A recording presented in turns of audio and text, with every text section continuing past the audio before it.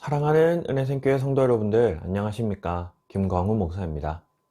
우리 오늘은 고난주간 중에서도 예수님께서 십자가 달리시고 또 십자가에서 죽으신 금요일입니다. 우리 오늘 하루만이라도 더욱더 경건에 힘쓰고 우리 삶을 오늘 하루 정말 더욱더 거룩하게 살아가는 데 힘쓸 수 있는 그런 귀한 하루, 우리 귀한 성도들이 되셨으면 좋겠습니다. 이 시간 함께 살펴볼 하나님의 말씀은 마태복음 27장 45절에서 53절까지의 말씀입니다. 오늘 이 본문은 예수님께서 이제 십자가에서 마지막으로 죽으시는 장면을 기록하고 있습니다. 마태는 오늘 이 예수님이 십자가에서 죽으시는 장면을 이렇게 기록하고 있는데요. 45절입니다. 제6시로부터 온 땅에 어둠이 임하여 제9시까지 계속되더니. 여기서 마태는 특별히 시간을 기록하여서 제6시부터 제9시까지 어둠이 임했다라고 기록하고 있습니다. 이 유대의 시간으로 6시와 9시는요, 오늘날 우리의 시간으로 따지면 이제 6시간을 추가하면 됩니다. 그래서 제6시는 우리 오늘날로 따지면 정오, 낮 12시가 되고요. 제9시는 오후 3시가 됩니다. 예수님께서는 해가 가장 높게 떠 있을 이 정오, 낮 12시부터 오후 3시까지 예수님께서 십자가에서 가장 처절하게 달려 계셨다라는 것을 기록하고 있습니다. 이러한 마태의 기록은요, 예수님께서 십자가에 달리신 것이 역사적인 사실이라는 것을 이렇게 강조하기 위해 이렇게 시간을 표현한 것도 있지만, 이 시간 동안 이 세상에 어둠이 임했다라는 것은 우리의 구원과 나아가서 다시 마지막 날 예수님이 다시 오실 그날에 있을 이 종말에 있을 일을 우리에게 보여주고 예표해주고 있는 표현이기도 합니다. 이게 무슨 말이냐면요, 먼저 예수님께서 이 십자가에 달리시면서 이 땅에 흑암, 어둠이 임했던 사건은 출애굽 당시의 사건을 기억하게 합니다. 출애굽 때에 마지막 이 장자의 죽음 사건 직전에 9번째 재앙으로 하나님께서 그 애굽 땅에 흑암을 내리셨습니다. 이 흑암은 손에 잡힐 것 같은 흑암, 정말 한 치 앞도 보이지 않는 그렇게 깜깜한 흑암을 하나님께서 9번째 재앙으로 애굽 땅에 내리게 하셨습니다. 그리고 10번째 재앙으로 장자의 죽음이 임했던 것처럼 예수님께서 돌아가시기 전에, 이 십자가에서 죽으시기 전에 이 땅에 어둠이 임합니다. 그리고 난 뒤에 하나님의 장자, 하나님의 독생자 되시는 예수 그리스도가 죽게 됩니다.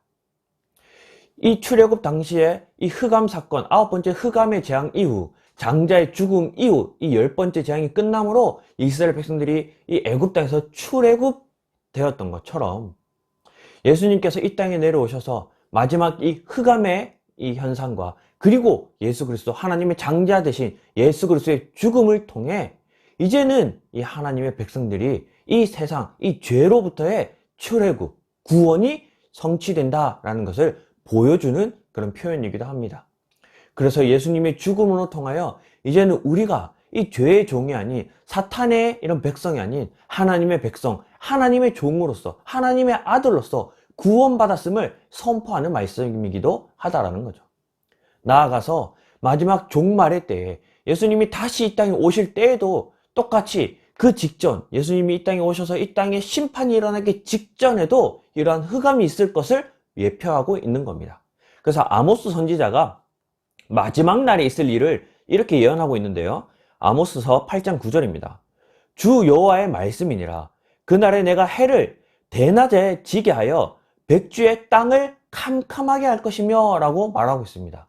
이 대낮은 12시부터 3시를 표현하는 뜻이거든요. 즉 예수님이 지금 이 십자가에서 흑암이, 이 어둠이 임했던 이 시간을 동일하게 말하고 있는 겁니다. 종말의 때에, 마지막 날에 심판이 있기 직전에 온 세상이 어둠으로 뒤덮일 것이다 라고 예언을 하고 있습니다. 이처럼 우리가 마지막 때에 정말 이런 흑암이 있는 그 순간까지도 하나님의 말씀이 성취되고 이루어지는 사실을 우리가 믿고 기억하면서 깨어서 기도함으로 이 마지막 종말의 때를 우리가 잘 준비할 수 있는 그런 귀한 성도들이 되었으면 좋겠습니다. 저는 예수님께서는 이제 끝내 십자가에서 하나님께 부르짖음으로 예수님이 죽게 되시는데요. 오늘날까지도 많은 유대인들은 이 예수님을 믿지 않고 있습니다. 예수님이 역사적인 인물이라는 것을 믿습니다. 그리고 예수님께서 십자가에서 죽으셨다라는 이 역사적인 사실도 믿습니다. 하지만 이 많은 유대인들은요, 예수님이 하나님이시다, 예수님이 그리스도시다라는 사실은 믿지 않습니다. 그들이 믿지 않는 이유 중 가장 대표적인 이유가 오늘 이 본문 속에 나타나는데요. 46절입니다. 제9시쯤에 예수께서 크게 소리질러 이르시되 엘리 엘리 라마 사박다니 하시니 이는 곧 나의 하나님 어찌하여 나를 버리셨나이까 하는 뜻이니라. 이 많은 유대인들이 예수님을 그리스도, 예수님을 하나님으로 믿지 않는 결정적 이유는요, 그들이 믿는 하나님은요, 전지하시고 전능하시고 모든 것을 다 하실 수 있는 그런 하나님입니다. 그런데 만약 예수님이 하나님이라면 이렇게 비참할 수 없다라는 거예요. 이렇게 무능력할 수 없다라는 겁니다. 그래서 그들은 이 예수님을 믿지 않습니다. 예수님이 죽기 직전에 나의 하나님 어찌하여 나를 버리십니까? 이렇게 비참히 부르짖는 이 모습을 통해서 그는 결코 하나님일 수 없다라고 이 예수님을 믿지 않고 있다라는 거죠. 근데 예수님이 죽기 직전에 왜 이렇게 비참한 모습으로 부르짖으셨을까요? 예수님이 이렇게 부르짖은 이유는 두 가지 이유가 있는데요. 첫 번째는 말씀을 이루기 위해서입니다. 시편 22편 1절 말씀입니다. 내 하나님이여 내 하나님이여 어찌 나를 버리셨나이까? 어찌 나를 멀리하여 돕지 아니하시며 내 신음소리를 듣지 아니하시나이까? 라고 다윗이 노래했던 시편입니다. 이 시편의 말씀이 성취된다라는 것을 예수님께서 보여주기 위하여 엘리 엘리 라마 사박다니 하면서 이 시편의 말씀을 외치신 겁니다. 그리고 더 중요한 사실은 두 번째 이유는요, 우리 때문입니다. 우리를 위하여 예수님께서 이렇게 비참하고 낮은 자의 모습으로 죽음을 맞이하셨다는 거예요. 왜 그러냐면요, 제가 예전에 한 영화를 봤었는데 이 영화의 제목은 기억나지 않습니다. 그런데 그 영화에 나오는 내용이 어떤 내용이었냐면요, 이 영화에는 두 명의 주인공이 등장하는데 이 두 명의 주인공이 학창시절에 같은 학교를 다니면서 이렇게 두 친구가 크게 싸우는 장면이 나옵니다. 두 친구가 학교에서 심하게 서로 싸우고 다투게 되는데요, 그때 이런 학교의 기물들을 막 부수고 던지면서 큰 싸움을 하게 됩니다. 결국 이 두 친구의 부모님이 학교로 호출받게 되는데 첫 번째 친구의 부모님이 먼저 학교에 도착했습니다. 그리고 그 부모님이 이 학교 관리하시는 뭐 교장 선생님이나 이런 학생 선생님들한테 이렇게 막 큰 소리를 치면서, 아니 학생들이 크다 보면 서로 싸울 수도 있고 또 싸우다 보면 학교 기물 또 뭐 파손할 수도 있지, 그거 얼마 한다고 이렇게 학생을 막 기를 죽이고 그러냐, 그러면서 얼마 하면 되냐, 이거까지 거 배상하면 되는 거 아니냐 하면서 막 도리어 막 큰 소리를 치면서 학생이 이런 학교에 피해를 입힌 거에 대해서 자기가 보상하겠다, 그리고 자기 아들을 데리고 돌아갔습니다. 그리고 뒤이어서 이제 두 번째 학생이 부모님 학교에 도착했는데 그 부모님 학교에 도착하자마자 이 학교 선생님들 앞에 무릎을 꿇고 고개를 숙이며 사과했습니다. 제가 아들을 잘못 키웠습니다. 제가 아들 교육을 제대로 하지 못했습니다. 용서하시고 벌하시는 게 있다면 정말 제 아들이 달게 받도록 제가 정말 이렇게 사과를 대신하겠습니다 라면서 무릎을 꿇고 사과하는 장면이 나왔습니다. 왜 이 두 번째 부모님은 무릎을 꿇고 사과했을까요?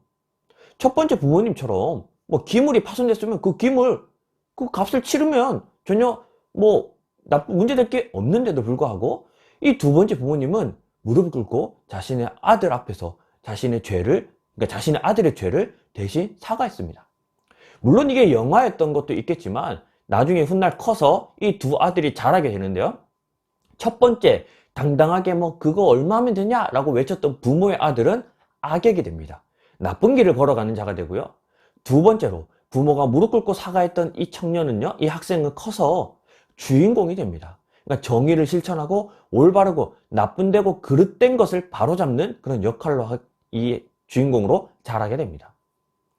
이 학생이 이렇게 바르게 자란 이유는요, 이 부모가 그 앞에서 무릎을 꿇은 이유는요, 비참했기 때문이 아닙니다. 무능력했기 때문이 아닙니다. 부모가 그 자신의 아들의 이 죄를 대신 무릎 꿇은 이유는 더 이상 자신의 아들이 똑같은 죄를 반복해서 짓지 않기를 바라는 마음으로 무릎을 꿇은 겁니다. 자신의 아들이 또다시 싸움을 하고 자신의 아들이 또다시 이런 잘못된 일을 행하지 않기 위해서 자신이 비참하고 또 자신이 미련해 보일 수 있지만 그 앞에서 기꺼이 무릎을 꿇고 고개를 숙여 사과했다라는 거죠. 그래서 그 아들은 그 부모를 통해서 더 이상 죄를 짓지 않고 더 이상 싸움을 하지 않고 더 이상 나쁜 길로 걸어가지 않고 올바른 길을 걸어갈 수 있게 되었다는 겁니다. 예수님께서 이렇게 비참한 모습으로 부르짖는 이유는요, 우리의 죄악이 얼마나 크고 비참한가를 대신 보여주시기 위함입니다. 우리의 죄의 대가가 얼마나 가혹한지를 우리에게 보여주기 위해서라는 겁니다. 우리의 죄 때문에 십자가 지시는 것, 우리의 죄 때문에 죽으시는 것, 그것을 우리에게 보여주심을 통해서 더 이상 우리가 죄를 짓지 않기 바라는 마음으로 이렇게 하나님 앞에 부르짖음으로 예수님의 죽음을 맞이하게 되는 겁니다. 그래서 오늘 예수님의 죽음을 기억하면서 죄가 가져오는 그 결과가 얼마나 비참한 것인지, 죄가 가지고 오는 그 사망이라고 하는 그 하나님과의 관계가 단절되는 그 결과가 얼마나 끔찍한 것인지 우리가 오늘 이 말씀을 통해 이 예수 그리스도의 부르짖음을 통해 오늘 마음에 우리가 다시 한번 새기고 오늘 하루 정말 경건하고 거룩하게 살아가는데 힘쓰는 우리 귀한 성도들이 되었으면 좋겠습니다. 그래서 오늘 말씀을 기억하면서 우리가 좀 실천했으면 좋겠는 것은요, 오늘 하루 우리가 시간을 정해서 기도하는 그런 성도들이 되었으면 좋겠습니다. 뭐 아침, 점심, 저녁 몇 번을 나눠서 기도해도 좋고요. 특별히 예수님께서 십자가에서 이렇게 고난당하셨던 이 낮 12시부터 오후 3시 이 시간 동안 우리가 좀 시간을 정했으면 좋겠습니다. 우리가 점심 먹고 잠깐이라도 기도했으면 좋겠고요. 또 일하는 중이라도 우리가 한 3시쯤, 오후 3시쯤 됐을 때 예수님께서 이게 죽으셨던, 숨을 거두셨던 그 순간을 좀 기억하면서 우리가 하던 일을 잠깐 멈추고 또 우리가 그 시간은 예수님의 우리를 대신해 죽으셨음을 기억하면서 또 기도하는 그런 좀 오늘 하루 기도에 힘쓰고 거룩하게 살아가는 그런 실천이 있는 그런 오늘 하루가 되었으면 좋겠습니다. 그래서 오늘 이 말씀을 기억하면서 우리 좀 기도했으면 좋겠는데요. 먼저 첫 번째는 말씀을 기억하면서 우리를 대신해서 죽으신 그 예수님과 그리고 그 죄의 결과가 얼마나 끔찍한지를 오늘 하루 깨달을 수 있도록 말씀을 기억하면서 기도했으면 좋겠고요. 두 번째는 우리 각자, 우리 개인 자신을 위해서 기도했으면 좋겠습니다. 우리가 오늘 하루 예수님이 지신, 우리를 대신하여 주신 우리의 십자가가 아닌 이제는 우리가 지어야 할 우리 각자의 십자가를 오늘 하루 지고 오늘 하루 거룩하게 살아낼 수 있도록 우리 자기 자신을 위해서도 기도했으면 좋겠습니다. 이 시간 우리를 대신하여 죽으신 그 예수님을 기억하며 그리고 우리 자신을 기억하며 다 같이 한번 기도하며 오늘 하루를 시작하도록 하겠습니다. 다 같이 기도하겠습니다. 사랑하는 하나님, 감사합니다.